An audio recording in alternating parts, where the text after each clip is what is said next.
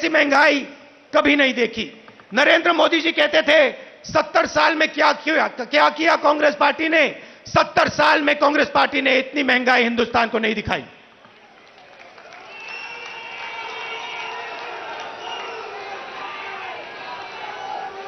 तो हिंदुस्तान का आम नागरिक बहुत मुश्किल में है, बहुत दर्द सह रहा है। और जब विपक्ष इन बातों को पार्लियामेंट में उठाना चाहती है तो नरेंद्र मोदी जी और उनकी सरकार विपक्ष को पार्लियामेंट में बोलने नहीं देती। चाहे किसानों का मुद्दा हो,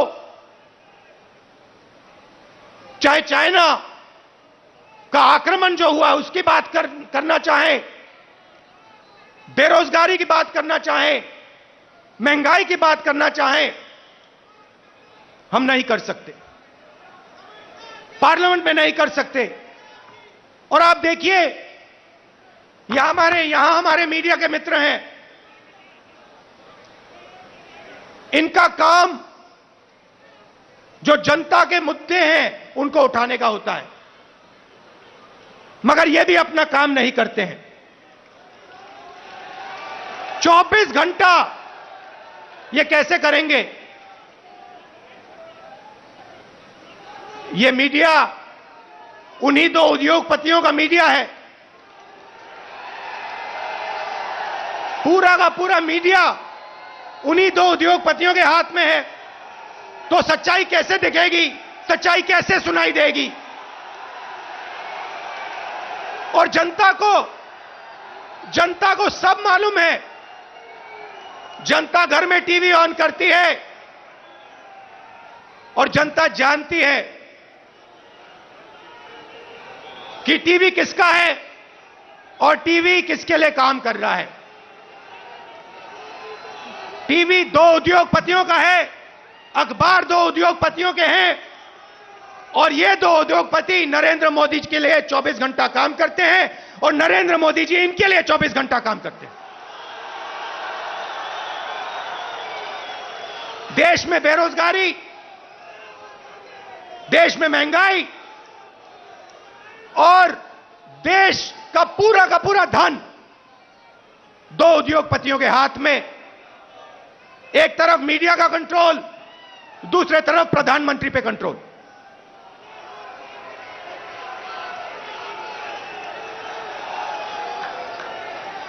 अभी किसी ने कहा नरेंद्र मोदी जी प्रधानमंत्री हैं, मगर मैं आपको एक गारंटी दे सकता हूं, नरेंद्र मोदी जी प्रधानमंत्री हैं, मगर उन दो उद्योगपतियों के समर्थन के बिना नरेंद्र मोदी प्रधानमंत्री नहीं हो सकते। मीडिया के समर्थन के बिना नरेंद्र मोदी प्रधानमंत्री नहीं हो सकते। और जो हिंदुस्तान के इंस्टीट्यूशंस हैं, चाहे मीडिया हो, प्रेस हो, चाहे हमारी जुडिशरी हो, चाहे हमारा इलेक्शन कमीशन हो, उन सब पर दबाव है, उन सब पर सरकार आक्रमण कर रही है। तो यात्रा की क्या जरूरत है? यात्रा की यह जरूरत है कि विपक्ष के सामने और कोई रास्ता ही नहीं है, हमें सीधा जनता के बीच में जाना पड़ेगा। मीडिया हमारा नहीं,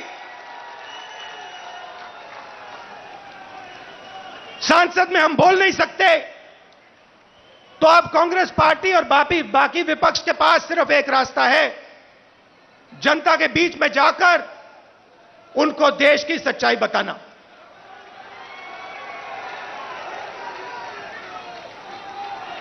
जो भी नरेंद्र मोदी जी के खिलाफ काम करना चाहता है, चाहे कोई भी हो, विपक्ष की पार्टी हो, एक्टिविस्ट हो, एनजीओ का कोई व्यक्ति हो, उस पर पूरा का पूरा जबरदस्त आक्रमण होता है।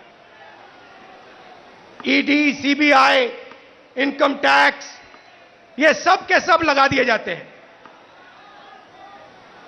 55 घंटे मुझे ईडी में वहां पे बैठाया।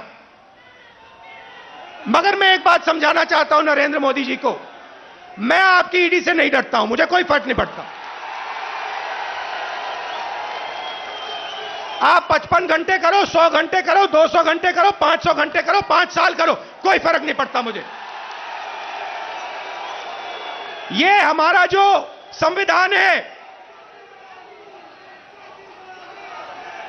जो इस देश की आत्मा है, आज इसकी रक्षा करना, आज इसको बचाने का काम हर हिंदुस्तानी नागरिक को करना पड़ेगा। क्योंकि अगर हमने ये नहीं किया, अगर हम आज नहीं खड़े हुए, तो फिर ये देश नहीं बचेगा। क्योंकि ये देश संविधान है, ये देश इस देश की जनता की आवाज है, ये देश इस देश की जनता का भविष्य है। ये देश दो उद्योगपतियों का नहीं है, ये देश हिंदुस्तान के गरीब लोगों का है। और आज दो हिंदुस्तान बन गए हैं, एक मजदूरों का, गरीबों का, किसानों का, बेरोजगार युवाओं का। उस देश में कोई सपना नहीं देखा जा सकता। उस देश में अगर आप रोजगार चाहते हो नहीं मिल सकता, अगर आप अपने बच्चों को कॉलेज यूनिवर्सिटी में भेजना चाहते हो आप नहीं कर सकते हो। उस देश में आपको अपना खून पसीना देना पड़ेगा, और खून पसीना देने के बाद आपको कोई फायदा नहीं मिलेगा। और दूसरा देश, इसी हिंदुस्तान के अंदर 2, 3, 10, 15 उद्योगपतियों का, अरबपतियों का, उसमें आप जो भी सपना देखना चाहते हो देख सकते हो। जो भी आप चाहते हो आपको हिंदुस्तान में मिल जाएगा। भाइयों और बहनों, इन दो देशों के बीच में लड़ाई है। नरेंद्र मोदी जी की विचारधारा कहती है कि देश को बांटना है और पूरा का पूरा फायदा चुने हुए लोगों को देना है। हमारी विचारधारा कहती है कि देश सबका है और देश की जनता जो अपना खून और पसीना देती है, उसका फायदा 2-3 उद्योगपतियों को नहीं मिलना चाहिए। उसका फायदा हिंदुस्तान के किसान को, मजदूर को, गरीब को, बेरोजगार युवाओं को मिलना चाहिए।